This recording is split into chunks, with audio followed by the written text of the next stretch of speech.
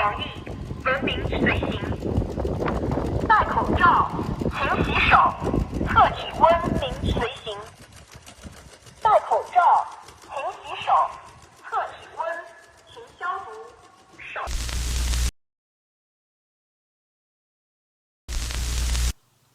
I'm Chaotic Good. Welcome to episode 4, Blackout. Today, we're going to be talking about all of the different ways you can prepare for what could be an extended banking or internet blackout.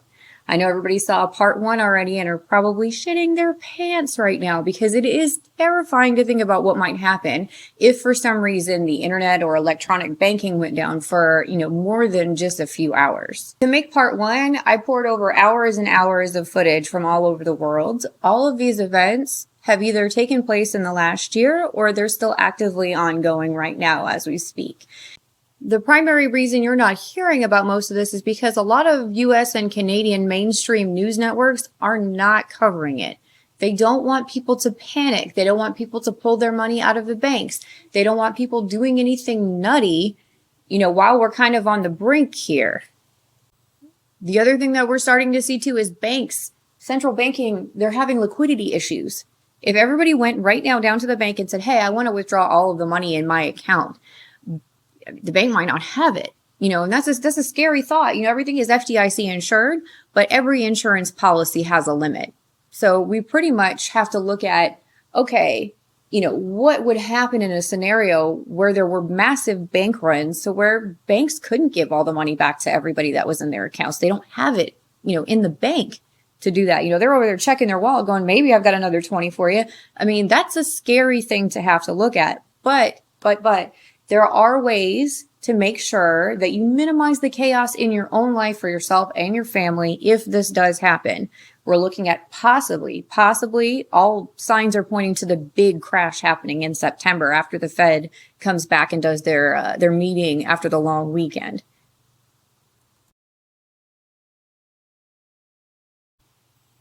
So let's look at this chart together.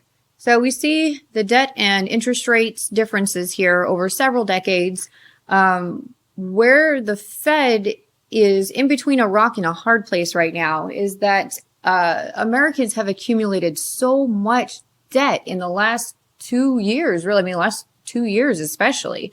I mean, you can see from the chart, it's been accumulating over time since the last crash in 2008, which, we all know what happened there.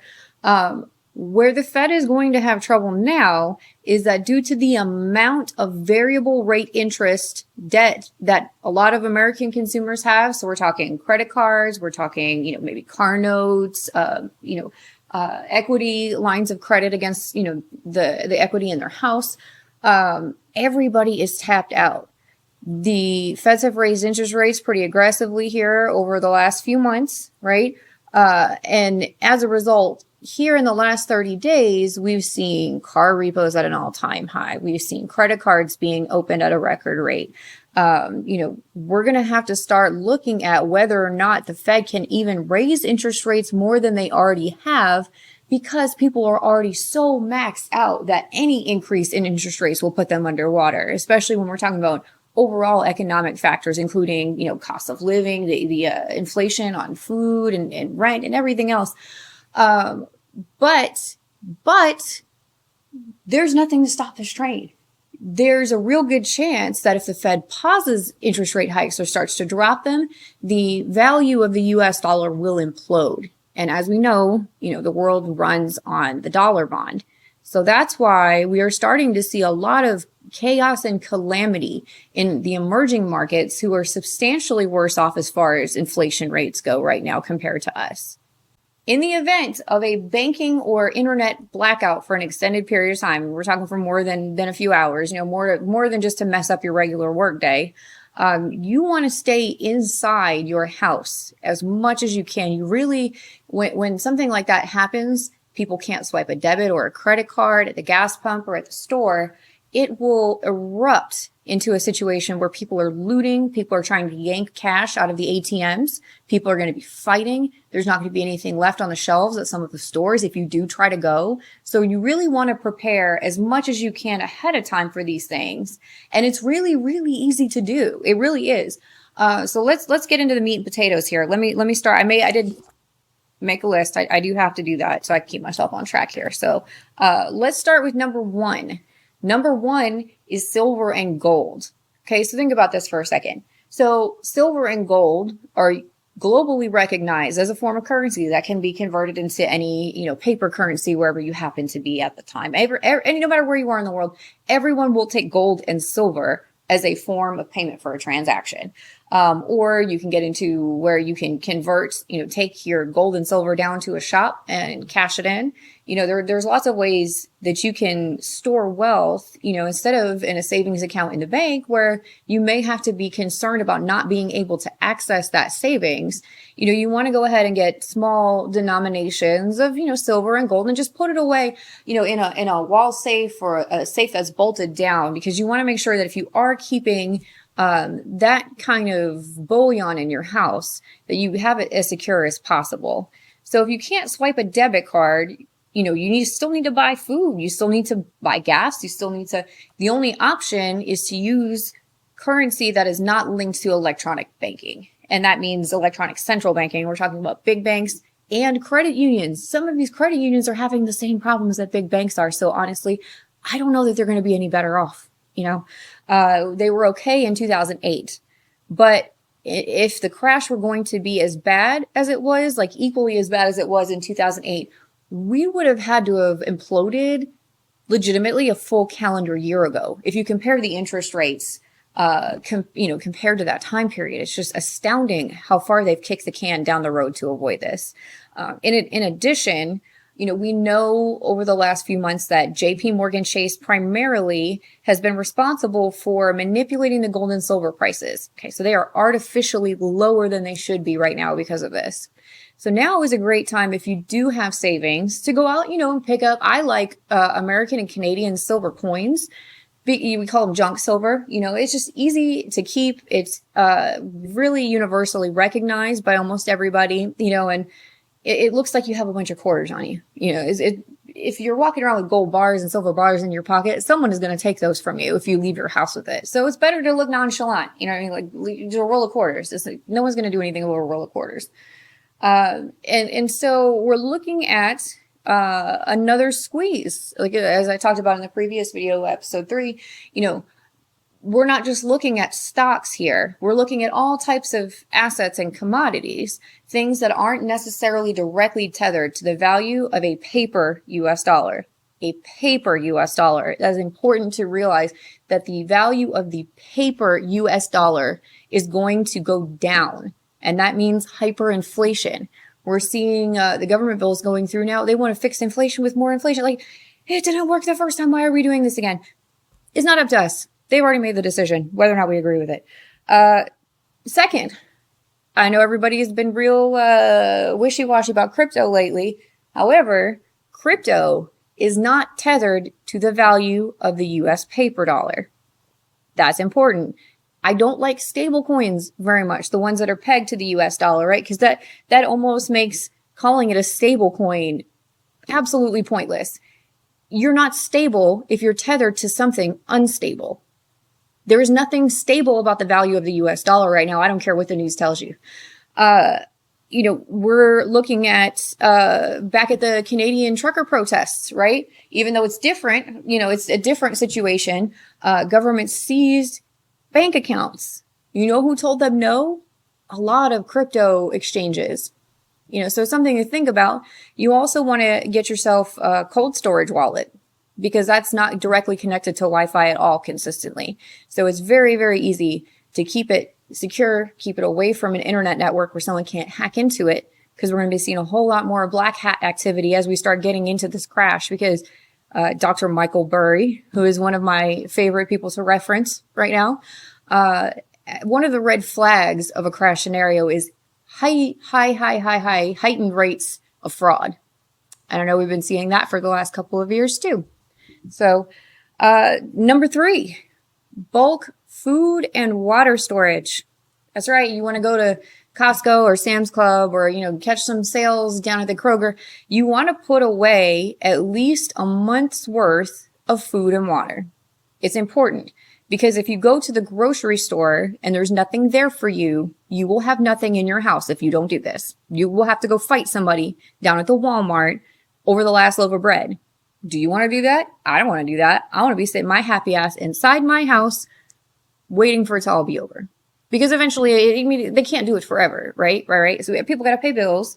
We have to function. We need 911 service. We need, public transportation, all of these things that keep us going every day. All of it's tethered to the internet and to central banking, online electronic banking, right? So if it goes down, it may be for a while, but it won't be forever. But I try to say like at least a month is what you want to plan for, at least a month. Because if it's, a couple of days or, a week, you were more prepared than you needed to be. And you can still eat that food. The Vistar outage happened for 3 weeks. And so people were stuck, not able to get money out of their account, not able to pay bills online, not able to move money back and forth between accounts for over 3 weeks. And that happened just a couple of months ago. And that's a credit union. So, it's one of those things. Make sure you have canned goods, things that are non-perishable. If you are decent at cooking, keep your flour, your sugar, all your baking, your baking items at home in bulk. You want to make sure that they are in airtight containers with, keeping everything in dry storage, keep bugs out and keeping the moisture out. I can go into more on that in detail in another video. That's a whole video by itself, dry storing food. Number 4, first aid. People really, really, really underestimate how important it is to have first aid supplies around your house.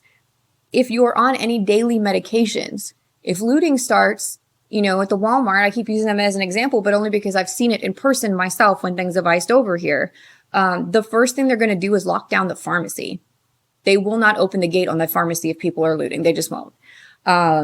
If you have to do any follow-up appointments for doctor's visits to get your prescriptions refilled, anything that you take regularly daily that you can refill ahead of time, that, they'll allow you to refill ahead of time, make sure you have it on hand. Because if for some reason you do have a life-threatening condition or that you need to manage every day, and suddenly we don't have electronic banking, internet, or a pharmacy for a month, you want to try to, write it out as best you can. So all of these things are important. These are so, so, so important. After that, really, you want to start looking at planting a garden. I know it depends on your zone. Right now, we're getting kind of late in the year, but there are options available for growing indoors, hydroponic growing, all kinds of things. And again, that's a whole other video too. You want to start being self-sufficient outside of a chain grocery store. We import a lot of food from other countries.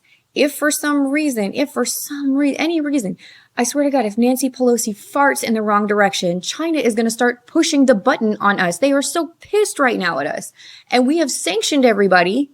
Economic sanctions never just go one way, right? Right. So what's going to happen is if they get pissed at us, they will possibly sanction us back and say, we are not going to export things to you anymore.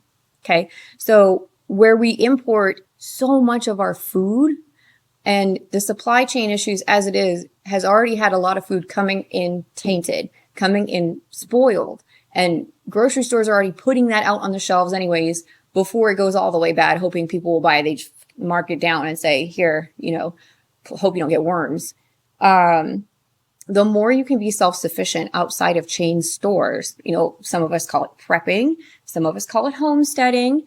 Go down to your closest farmer's market and start making some friends, right? Apologize for calling everybody a conspiracy theorist for the last few years, huh? They might be able to help you. They might be able to teach you something, okay? Something about growing your own food.